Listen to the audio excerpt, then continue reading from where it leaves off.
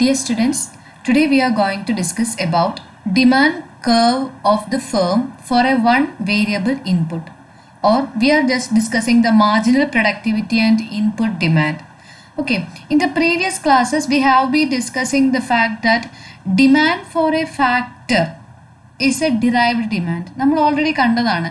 ഏതൊരു factors of പ്രൊഡക്ഷനിൽ ഏതൊരു factor of production എടുത്താലും അതിൻ്റെ ഡിമാൻഡ് എന്ന് പറയുന്നത് ഡിറൈവ്ഡ് ഡിമാൻഡാണ്, derived on the basis of marginal productivity of the factor. അതായത് ഫേംസ് ഒരു ഫാക്ടർ ഓഫ് പ്രൊഡക്ഷൻ ഡിമാൻഡ് ചെയ്യുന്നതിൻ്റെ കാരണം എന്താണ്? അത് പ്രൊഡക്റ്റീവാണ്, അല്ലെങ്കിൽ ആ ഫാക്ടർ ഓഫ് പ്രൊഡക്ഷൻ ഉപയോഗിച്ചുകൊണ്ട് ഉണ്ടാക്കുന്ന പ്രോഡക്റ്റിൻ്റെ ഡിമാൻഡ്, അല്ലെങ്കിൽ ആ പ്രോഡക്റ്റിന് മാർക്കറ്റ് വാല്യൂ ഉണ്ട്, അതുകൊണ്ട് ആ പ്രോഡക്റ്റിന് ഡിമാൻഡ് ഉണ്ട്, അതുകൊണ്ട് ആ പ്രോഡക്റ്റ് നിർമ്മിക്കാൻ ഉപയോഗിക്കുന്ന ഫാക്ടേഴ്സ് ഓഫ് പ്രൊഡക്ഷനും ഡിമാൻഡ് ഉണ്ട്. അതുകൊണ്ട് demand for A factor of production എന്ന് പറയുന്നത് എപ്പോഴും എന്താണ്? ഡിറൈവ്ഡ് ഡിമാൻഡ് ആണ്. Now here we are going to discuss about demand curve of the firm for a one variable input. ഒരു സിംഗിൾ വേരിയബിൾ ഇൻപുട്ട്, ഒരു single ഫാക്ടറിന് ഒരു ഫേമിൻ്റെ ഡിമാൻഡ് കർവ് എങ്ങനെയാണെന്നാണ് നമ്മളിവിടെ പഠിക്കാൻ പോകുന്നത്. So we are taking labour. So demand for labor in perfectly competitive market. Okay, so we are going to examine this demand for labor in two cases. When labor is the only one variable factor of production, one single variable factor of production, അല്ലെങ്കിൽ ഒരു single variable factor ആയിട്ട് labour മാത്രം exist ചെയ്യുമ്പോൾ ഉള്ള demand എങ്ങനെയാണ്. അതുപോലെ there are several variable factors. So here in this session we are going to deal with the first case, that is when labor is the only variable factor of production. Okay, so we have to derive, or we have to come to the demand of a firm for a single variable factor. We are using labor here. Okay, now following are the assumptions that are made for our analysis. First is A single commodity is produced. X എന്ന് പറയുന്ന ഒരു കമ്മോഡിറ്റിയാണ് നമ്മൾ produce ചെയ്യുന്നത്. Perfectly competitive മാർക്കറ്റാണ്. അപ്പോൾ നമുക്ക് പറയാം P X ആണ് given price for all the firms. P X is given for all firms in the market. The P X represent price of the commodity X. Second assumption is that the goal of the firm is profit maximization. Profit maximization തന്നെയാണ് ഫേമിൻ്റെ main goal എന്ന് പറയുന്നത്.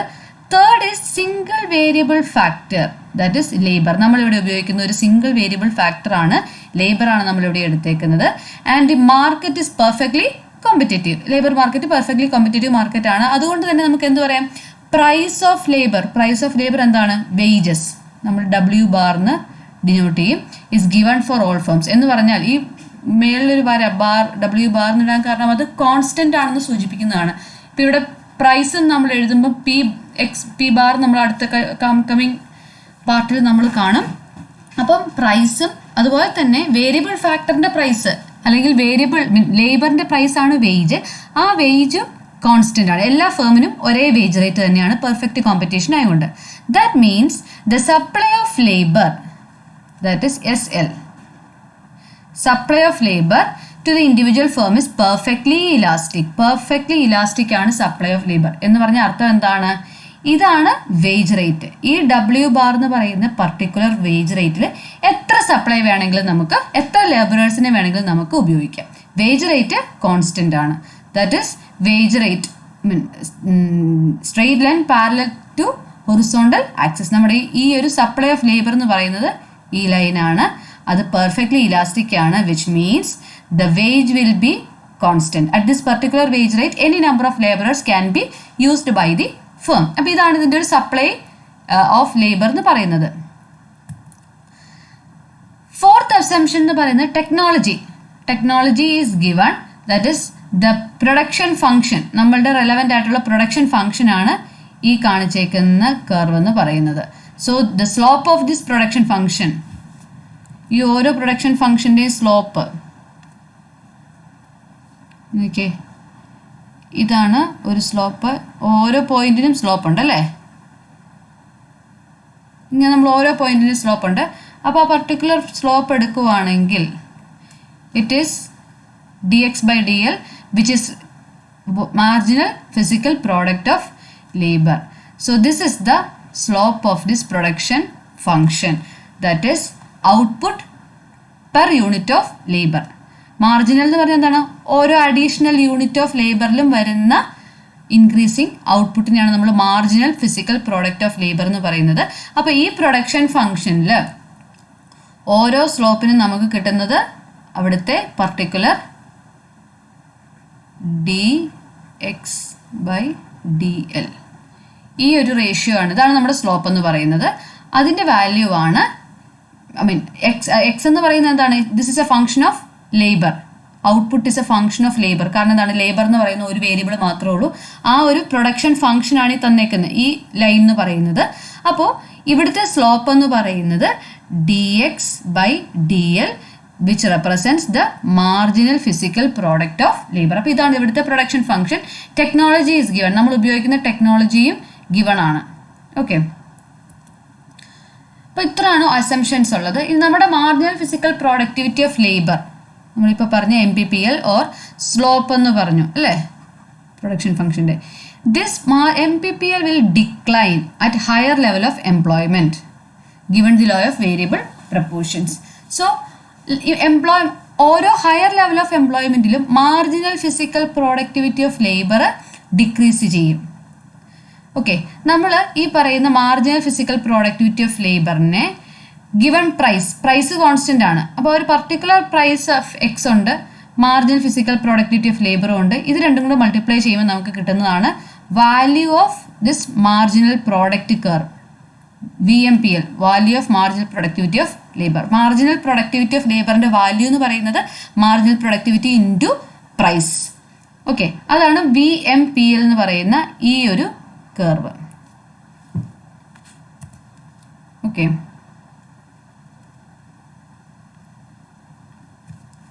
അപ്പം ഇതാണ് VMPL എന്ന് പറയുന്ന value of marginal physical productivity. ഇതാണ് marginal physical productivity of labour. Okay, അപ്പോൾ wage rate constant ആയിട്ട് നിൽക്കുന്നത് കൊണ്ട് തന്നെ എംപ്ലോയ്മെന്റ് ഇൻക്രീസ് ചെയ്യുന്നതനുസരിച്ച് ഹയർ ലെവൽ ഓഫ് എംപ്ലോയ്മെന്റിൽ ഈ മാർജിനൽ പ്രൊഡക്ടിവിറ്റി ഓഫ് ലേബർ കുറഞ്ഞു വരും. കാരണം കൂടുതൽ വർക്കും എന്താണ് വേജ് കോൺസ്റ്റന്റ് ആയിട്ട് നിൽക്കുകയാണ്. അപ്പോൾ അത് ഒരു പർട്ടിക്കുലർ ലെവൽ കഴിയുമ്പോഴത്തേക്കും അത് ഡിക്ലൈൻ ചെയ്യാനായിട്ട് തുടങ്ങും. അപ്പോൾ നമ്മുടെ മാർജിനൽ ഫിസിക്കൽ പ്രൊഡക്ടിവിറ്റി ഓഫ് ലേബറും കോൺസ്റ്റന്റ് ആയിട്ട് നിൽക്കുന്ന പ്രൈസും കൂടെ മൾട്ടിപ്ലൈ ചെയ്യുമ്പോൾ നമുക്ക് എന്ത് കിട്ടും? Value of marginal productivity of labour. And this curve shows the value of output produced by an additional unit of labour employed. ഒരു അഡീഷണൽ യൂണിറ്റ് ലേബർ എംപ്ലോയ് ചെയ്യുമ്പോൾ എത്രമാത്രം വാല്യൂ ഓഫ് ഔട്ട്പുട്ട് പ്രൊഡ്യൂസ് ചെയ്യുന്നുണ്ട് എന്നുള്ളതിന്റെ value നമുക്ക് ഈ ഒരു particular curve കാണിക്കും. Okay, so we know that the firm is A profit maximiser. നമ്മൾ പറഞ്ഞ സെക്കൻഡ് അസംഷൻ എന്താണ്? ഫേമിന്റെ പ്രധാനപ്പെട്ട ഉദ്ദേശം പ്രോഫിറ്റ് മാക്സിമൈസ് ചെയ്യുക എന്നുള്ളതാണ്. So the firm will hire a factor as long as it adds more to total revenue. അപ്പോൾ ഫേമിന്റെ ഉദ്ദേശം എന്താണ്? പ്രോഫിറ്റ് മാക്സിമൈസ് ചെയ്യുക. അപ്പം ടോട്ടൽ റവന്യൂ മാക്സിമൈസ് ചെയ്ത് നിൽക്കുന്ന പോയിന്റ് വരെ ഫേം ലേബറേഴ്സിനെ ഉപയോഗിക്കും, അല്ലെങ്കിൽ ഫാക്ടേഴ്സ് ഓഫ് പ്രൊഡക്ഷൻ ഉപയോഗിക്കും. Total revenue greater than total cost എന്ന് പറഞ്ഞാൽ അതിൻ്റെ അർത്ഥം എന്താണ്? ഇവിടെ പ്രോഫിറ്റ് ഉണ്ട്. ആ പ്രോഫിറ്റ് ഉള്ളിടത്തോളം പോയിന്റ് വരെ the firm will higher factor. Thus, a firm will hire a resource up to the point at which last unit contributes as much to total cost. എന്ന് പറഞ്ഞാൽ ഇത് രണ്ടും ഇതിങ്ങനെ കൂടി നിൽക്കുകയാണ്, കൂടി അവസാനം ഒരു പോയിന്റ് എത്തുമ്പോൾ ഇത് രണ്ട് ഈക്വൽ ആകും. ഈക്വൽ ആകുന്ന പോയിന്റ് വരെ എന്താണ്? റിസോഴ്സ് ഉപയോഗിക്കും. ഇത് കുറയാൻ തുടങ്ങും. അത് കഴിയുമ്പോഴത്തേക്കും ടോട്ടൽ റവന്യൂ കുറയാൻ തുടങ്ങിയ കോസ്റ്റ് കൂടി നിന്നാൽ അവിടെ ലോസ് വരും. അപ്പോൾ ആ പോയിന്റിലോട്ട് പിന്നെ പോകില്ല. Maximum total revenue equal to total cost. അതാണ് ഈ പറഞ്ഞേക്കുന്നത്. A firm will hire a resource up to the point at which last unit contributes as much as to total cost. എന്ന് പറഞ്ഞാൽ എന്താണ്?